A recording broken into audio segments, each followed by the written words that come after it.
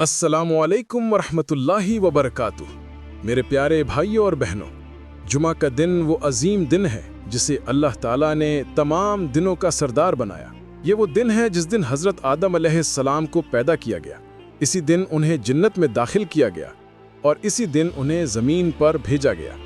नबी करीम सल्लल्लाहु अलैहि वसल्लम ने फरमाया, जुमा का दिन मुसलमानों के लिए ईद का दिन है, मगर अफसोस आज हम में से बहुत से लोग जुमा के दिन को बस एक आम दिन समझते हैं, न तैयारी करते हैं, न सुन्नतों का ख्याल रखते हैं। आइए आज हम वो सुन्नतें याद करें जो नबी सल्लल्लाहु अलैहि वसल्लम ने जुमा के दिन अपनाई, ताकि हम भी इन बरकतों से महरूम ना रहें।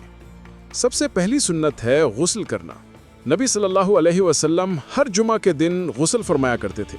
ये सिर्फ सफाई के लिए नहीं, बल्कि एक इबादत है, क्योंकि अल्लाह ताला पाकीज़गी को पसंद करता है। जब बंदा जुमा के दिन गुस्ल करता है, साफ कपड़े पहनता है, खुशबू लगाता है और मस्जिद में वक्त से पहले पहुंचता है, तो फरिश्ते उसका नाम लिख लेते हैं और जितना जल्दी वो मस्जिद पहुंचे उतना ज़्यादा अजर मिलता है। दूसरी अहम सुन्नत है सूरतुल कहफ की तिलावत।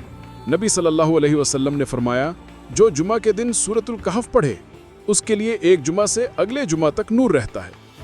ये नूर सिर्फ चेहरे पर नहीं बल्कि दिल और जिंदगी में भी रोशनी पैदा करता है। आज के दौर में जब हम अंधेरों में खो गए हैं तो सूरतुल कहफ हमें ईमान की रोशनी देती है। तीसरी सुन्नत है दरूद शरीफ की कसरत। रसूल सल्लल्लाहु अलैहि वसल्लम ने फरमाया, जुमा के दिन मुझ पर ज़्यादा दरूद भेजा करो, क्योंकि तुम्हारा दरूद मुझ तक पहुंचाया जाता है। सोचो, जब हम नबी सल्लल्लाहु अलैहि वसल्लम पर दरूद पढ़ते हैं तो हमारे दरूद को फरिश्ते हुजूर सल्लल्लाहु अलैहि वसल्लम तक पहुंचाते हैं। कितनी बड़ी सादत है ये। दरूद शरीफ पढ़ने से दिल को सुकून मिलता है और बरकतें नाजिल होती हैं। एक और ख़ास अमल है दुआ का वक्त। नबी सल्लल्लाहु अलैहि वसल्लम ने बताया कि जुमा के दिन एक ऐसा लम्हा आता है जब बंदा जो भी दुआ मांगे अल्लाह ताला कबूल फरमाता है। वो वक्त उमूमन असर और मगरिब के दरमियान होता है, तो क्यों ना हम उस वक्त दिल से दुआ मांगे, अपने लिए, अपने वालिदैन के लिए और पूरी उम्मत के लिए। मेरे प्यारे भाइयों और बहनों, जुमा का दिन सिर्फ नमाज पढ़ने का दिन नहीं, ये अपने रब के करीब होने का दिन है। इस दिन नबी की सुन्नतों को जिंदा करें, अल्लाह से माफ़ी मांगें और दिल को पाकीज़ा बनाएं। अगर हम जुमा के दिन को ऐसे गुजारें तो यकीन मानें हमारा पूरा हफ्ता बरकतों से भर जाएगा।